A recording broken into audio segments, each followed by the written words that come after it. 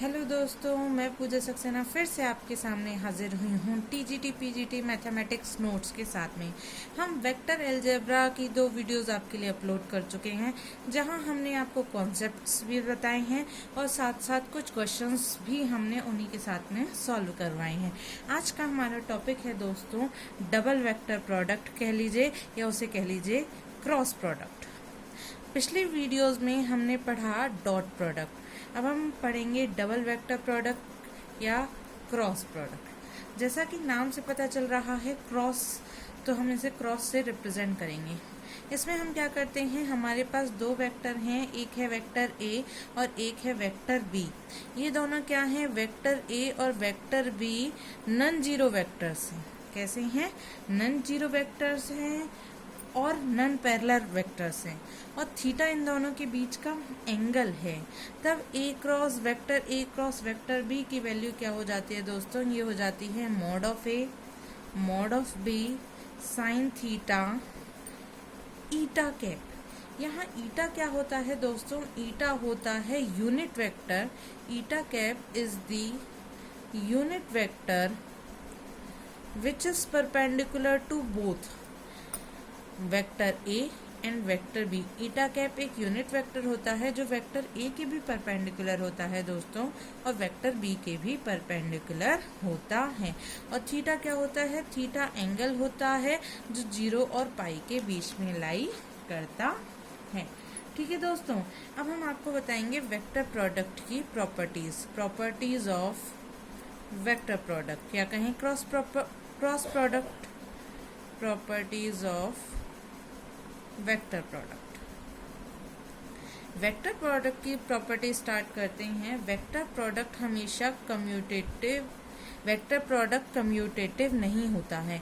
Commutative नहीं होने का मतलब ए क्रॉस बी की वैल्यू इक्वल नहीं होती है बी क्रॉस ए के। दूसरी प्रॉपर्टी के बारे में हम देखते हैं, यदि किसी वेक्टर का क्रॉस प्रोडक्ट खुद अपने आप से किया जाए तो उसकी वैल्यू हमेशा नल वेक्टर कहें या जीरो वेक्टर आती है। क्यों, अपने आप से करने का मतलब है कि इन दोनों के बीच का एंगल हो जाएगा 0 और साइन 0 की वैल्यू हो गई 0, तो ए क्रॉस ए की वैल्यू क्या आ गई, 0 आ गई।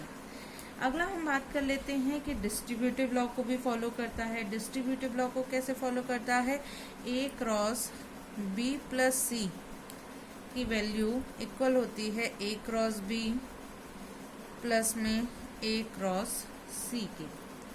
ठीक है दोस्तों। अच्छा, नेक्स्ट हम बात करें 2 पैरेलल वेक्टर या 2 कोलिनियर वेक्टर्स का जो वेक्टर प्रोडक्ट होता है वो क्या होता है, 0 होता है। देखिए दोस्तों, कोलिनियर हुए मीन्स उनके बीच का एंगल 0 हुआ तो उनका क्रॉस प्रोडक्ट क्या हो गया, 0 हो गया। इसीलिए हम कहते हैं कि थीटा 0 और पाई के बीच में लाई करता है। अच्छा, पैरेलल हुए तो उन दोनों के बीच का एंगल हो गया 180 डिग्री, तो भी ये 0 हो गया, तो ए क्रॉस बी क्या हो गया, 0 हो गया। तो हम कहेंगे कि भाई कोलिनियर हैं या पैरेलल हैं तो उनका वेक्टर प्रोडक्ट क्या हो जाएगा, 0 हो जाएगा। या हम कह सकते हैं या तो वेक्टर ए 0 हो या वेक्टर बी 0 हो, तब भी उनका क्रॉस प्रोडक्ट क्या हो जाएगा, 0 हो जाएगा। अगले हम बात कर लेते हैं दोस्तों वेक्टर आई क्रॉस वेक्टर जे हमेशा इक्वल होता है वेक्टर के। वेक्टर जे क्रॉस वेक्टर के बराबर होगा आई के, और के क्रॉस आई इक्वल होता है जे। ये यूनिट वेक्टर्स है, unit vectors I cross unit vectors J is equal to unit vector K. और आई क्रॉस आई निकालेंगे या जे क्रॉस जे निकालेंगे या के क्रॉस के निकालेंगे दोस्तों, तो उसकी वैल्यू हमेशा आती है 0। ठीक है दोस्तों। नेक्स्ट हम बात करें ए क्रॉस बी इक्वल होता है माइनस का बी क्रॉस ए। ठीक है दोस्तों। अच्छा, नेक्स्ट यदि हमें वेक्टर ए की वैल्यू पता है, वेक्टर बी की वैल्यू पता है, तो हमें ए क्रॉस बी यदि निकालना है तो हम डिटर्मिनेंट की हेल्प से निकाल सकते हैं। हम लिखेंगे आई जे के, और ये क्या हो जाएगा हमारा, यहाँ हम लिख लेंगे A1 A2 A3। A1 क्या है, वेक्टर ए में I का कोफिशिएंट, A2 क्या है, वेक्टर ए में J का कोफिशिएंट, A3 क्या है, वेक्टर ए में K का कोफिशिएंट। इसी तरीके से B1 B2 B3, इस तरीके से दोस्तों A क्रॉस B की वैल्यू कैलकुलेट की जा सकती है। यदि हम देखें भाई साइन थीटा क्या होता है, नेक्स्ट हम बताने जा रहे हैं आपको कि साइन थीटा की वैल्यू होती है हमारी मॉड में A क्रॉस B अपॉन में mod of A mod of B। ठीक है दोस्तों। अच्छा ये मैं आपको बता दूं ये कैसे होता है, A क्रॉस B की वैल्यू होती है mod of A mod of B sine theta ईटा के। अब हमने क्या किया, जब पूरे का मॉड ले लिया तो ये हो गया मॉड में, ये मॉड में है, इस पे कोई फर्क नहीं आएगा, इस पे कोई फर्क नहीं आएगा। ये साइन थीटा एंगल है 0 से पाई के बीच लाई कर रहा है, ये sine theta as it is ही रहेगा। ईटा कैप का मॉड निकाल लेंगे। अब ईटा ऑलरेडी क्या है, यूनिट वेक्टर से, तो इसका मैग्नीट्यूड क्या हो जाएगा, 1 हो जाएगा। सो साइन थीटा की वैल्यू यहाँ से क्या आ गई, मॉड में A क्रॉस B अपॉन में mod of A vector mod of B vector. ठीक है दोस्तों, ये होता ही है साइन थीटा की वैल्यू। हम A और B दे रखे हैं तो आराम से हम निकाल सकते हैं।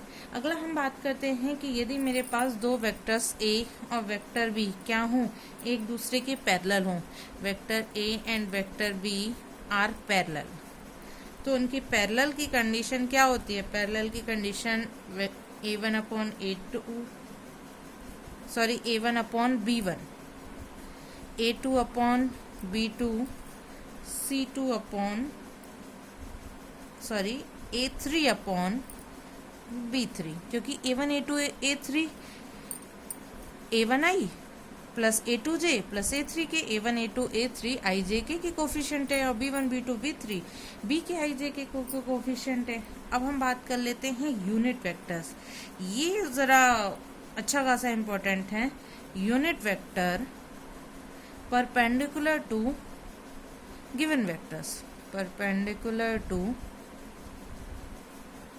गिवन वेक्टर्स, यानी अब हमें क्या करना है, अब हमें ईटा की वैल्यू कैलकुलेट करनी है कि भाई ईटा क्या होता है। तो ईटा की वैल्यू यहाँ कहीं ईटा कैप की वैल्यू होती है A क्रॉस B अपॉन में mod of A cross B। अब यहाँ ये भी कैसे होता है ये मैं आपको बता दूं। A क्रॉस B की वैल्यू क्या होती है, mod of A mod of B sine theta eta cap. ठीक है दोस्तों, अब देखिए जरा, mod of A mod of B sine theta की वैल्यू क्या हो गई, मॉड में A क्रॉस B, तो इसको मैं लिख सकती हूँ मॉड में A cross B eta cap. तो यहाँ से ईटा कैप की वैल्यू मैंने कैलकुलेट कर ली है। ठीक है दोस्तों, ये तो हमारी थी कुछ प्रॉपर्टीज। अब हम देखते हैं ये दोस्तों TGT PGT point of view से ये बहुत इम्पोर्टेंट है, ये वाला और ये वाला डायरेक्ट फॉर्मूला आपको याद रखना है। नेक्स्ट हम बात कर लेते हैं लेग्रांजेस आइडेंटिटी की। लेग्रांजेस आइडेंटिटी, ये यदि आइडेंटिटी हमें याद है तो ये क्वेश्चन करने में बिल्कुल भी टाइम नहीं लगने वाला, फटाफट से ये क्वेश्चन हो जाएगा।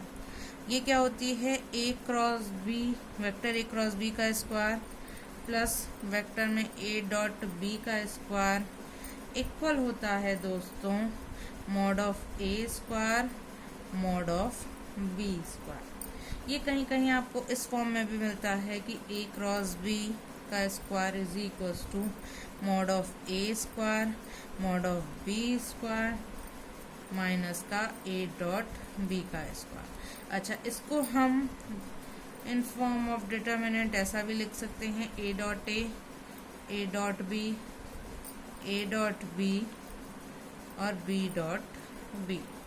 ठीक है दोस्तों, इससे रिलेटेड क्वेश्चन बन जाता है। A क्रॉस B की वैल्यू दे रखी है, मॉड ऑफ A की वैल्यू दे रखी है, मॉड ऑफ B की वैल्यू दे रखी है, A डॉट B पूछा है आपसे। ठीक है दोस्तों, नॉर्मल और यदि वेक्टर की वैल्यू नहीं दे रखी तो बड़ा कंफ्यूजिंग है यदि आपको ये आइडेंटिटी याद नहीं है, और यदि आइडेंटिटी याद है तो आप फटाफट से इस क्वेश्चन को सॉल्व कर सकते हैं। नेक्स्ट हम देखते हैं एरिया का कॉन्सेप्ट और देख लेते हैं दोस्तों। किसी ट्राइंगल का हमारे पास एक, मान लीजिए ट्राइंगल है हमारे पास में, ट्राइंगल को मैंने नाम दिया ए बी सी। ठीक है दोस्तों, ए के सामने की साइड को मैंने दे दिया पोजीशन वेक्टर ए, बी के सामने वाली साइड को दे दिया पोजीशन वेक्टर बी, सी के सामने वाली साइड को दे दिया नाम पोजीशन वेक्टर सी। तो एरिया ऑफ ट्राइंगल एबीसी क्या हो जाएगा? एरिया ऑफ ट्राइंगल एबीसी हो जाएगा दोस्तों 1/2 A B vector cross A C vector. ये मैंने एक से शो किया है ए बी क्रॉस ए सी। इसे आप ये भी कह सकते हैं 1/2 बी ए क्रॉस बी सी, या फिर 1/2 सी बी क्रॉस सी। ठीक है दोस्तों। अच्छा, जब आप ए बी की वैल्यू निकालेंगे तो ए बी वेक्टर की वैल्यू क्या आ जाएगी? ए बी वेक्टर की वैल्यू आ जाएगी position vector B minus position vector of A. तो ए बी की वैल्यू मैं कह सकती हूँ ए बी का मतलब vector B minus vector A, और सी ए सी का मतलब क्या हो जाएगा? ए सी का मतलब हो जाएगा वेक्टर सी माइनस का वेक्टर ए। तो इसको जब हम सॉल्व करेंगे तो ये क्या आ जाएगा मेरा? ये मेरा आ जाएगा, सॉरी ये हो गई ए बी की वैल्यू। अब हो जाएगी हमारी ए सी की वैल्यू। ए सी की वैल्यू क्या आ जाएगी? वेक्टर सी माइनस के वेक्टर ए। जब हम इसको सॉल्व करेंगे तो ये क्या हो जाएगी हमारी? ये हो जाएगी हमारी बी माइनस ए क्रॉस सी माइनस ए।